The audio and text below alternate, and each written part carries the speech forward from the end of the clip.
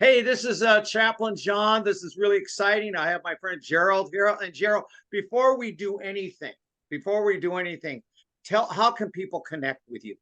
Okay, I'll give you a phone number, an email, and a website. Whoa, Uh, okay. Phone number 904 904 874 874 6706. 6706. Yes. And email come directly to me, Gerald, Gerald, Robbie, short for Robinson, Robbie, Robi, Geraldrobi at AOL.com. Finally, a website, Cat and Dog Theology. And that's not it's not cat and dog, it's cat in, the letter N. It said Southern, cat and dog, cat and dog theology.com. That should get them to me. Oh, sounds good. Now, Gerald, really, you're there's so many ways you're giving God glory today, and we could talk about cat dog theology, but uh, there's a mission. You've got a lot. God is giving you missions for a lot of things right now. God can still use us, even us old guys. What mission and what's the mission that really kind of jazzed me up? Okay, you're probably talking now about taking a church that has been missions minded all of its life. We're missions minded. We take great pride in that. We're doing missions. But I did that. But I found out something was missing in my heart, something down in the soul. I was doing missions out of an obligation. I was doing missions out of responsibility. Which is fine. Yeah, Okay. I'm a Christian. We want other people to be Christians. Jesus said, go get them. So I'm being obedient when I do that. But there was something missing. And I saw it in other people. I looked at some on the missions committee at our church, and I said, boy, they are just fanatics. I got to keep them busy. But I never understood why they could love missions the way they did. And that was the part of me that was missing. I was missions minded, but I was not missions hearted.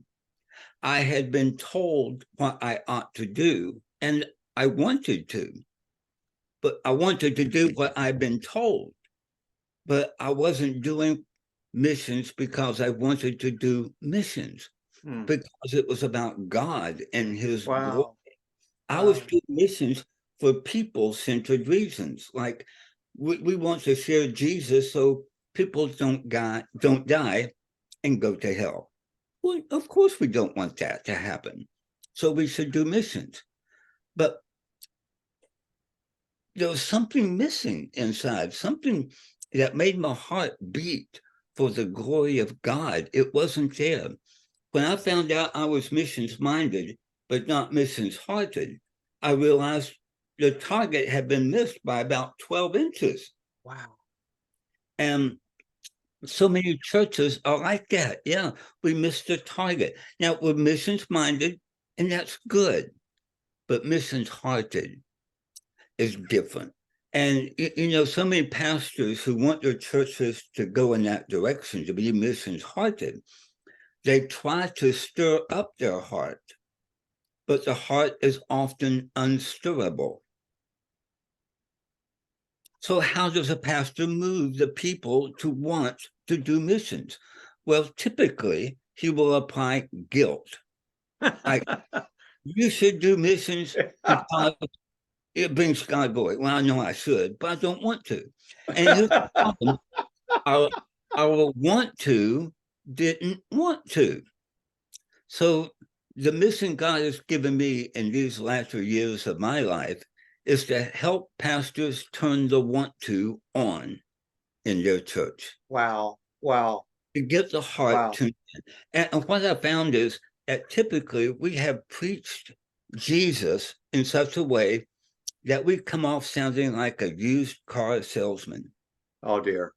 Trying to sell a Oh car to dear. somebody that doesn't want to buy it. Oh You know, wow.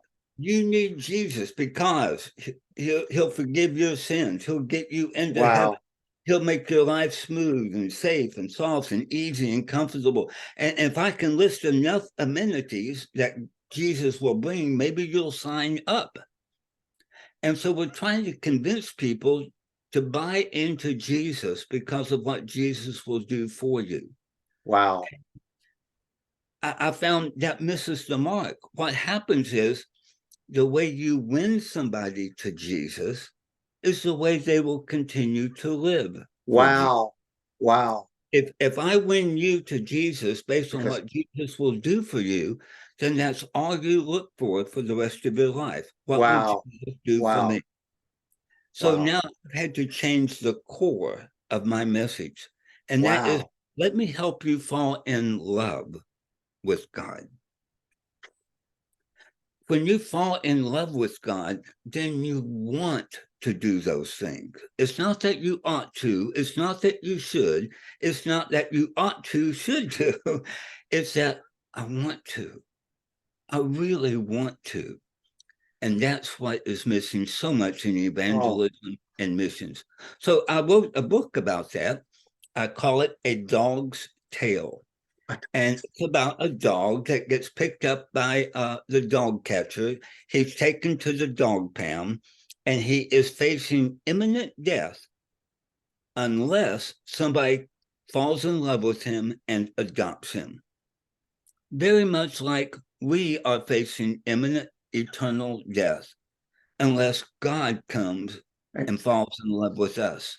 we are his adopted. Well, so the dog's in the pound, the man greets him and entreats him and loves on him. And eventually that dog thinks, this is pretty good.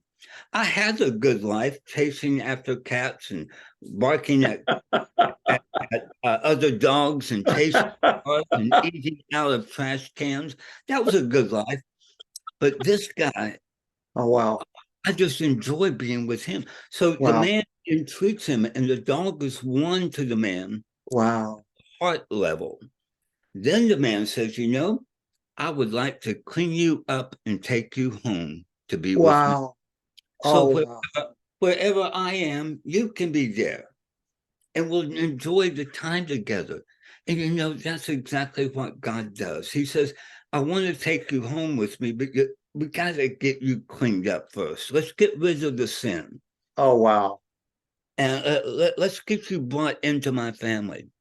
Now, here's what I'll do. Because I love you and you enjoy me, I'm going to take care of you. I'm going to feed you every day. I'll give you a place to stay. I'm going to train you. I'm going to groom you. I'm going to do all these things with Daily you. needs. Do it together. The dog is one to the master because he loves him. And yes, the master does those things. But now in this story, the master says, why don't you go tell some other dogs to make me their master? And he's thinking, well, no, I kind of like life the way it is, just me and you. And eventually the man says, I want you to go do it. So the dog goes to tell other dogs, you need to come, my master, your master. Now, this is evangelism. This is what missions. Wow. And so the dog says, I don't know what to tell him. The dogs want to know, why should I follow your master? And so the dog thinks about it and he says, well, if you make this guy your master, he'll feed you every day. He'll walk you every day. You'll play together. You'll have a place over your head. He'll feed. And the dogs come because of what the master will do for them. Wow. But then he notices when the master walks into the room, he is the only one that is excited to see the master. And why is he excited? Because he's in love with the master. Oh, wow. Why you get excited, be in love with a master? So many people in church who are not excited about God unless God is doing something for them. Wow. The way you win somebody to Jesus is the way they will live for Jesus. If you win based on God's love, that you want to fall in love with him, then they will love him for the rest of their lives. Gerald, this is so rich. and I'm really, this is a message for all of us, but for pastors too. And I'm sure your book will explain a lot what you shared, Yes. but also for them to directly connect with you would be fantastic. Sure. And And let me give you one more website. okay, An email. Email would be just go. Just go. Like, do I go or not go? yeah, just Go at toallnations.com. okay, just go at what? The number two or the No. TWO? Where do I go? I go to all nations. Oh, I got you. Oh, so just go at toallnations.com. Okay, well, there you got it. And if you forget all that, they can call you and you can explain it to them. Gerald, I want to thank you so much, man. This is rich and man, God bless you. And God bless you guys for watching this chaplain chat. So just go.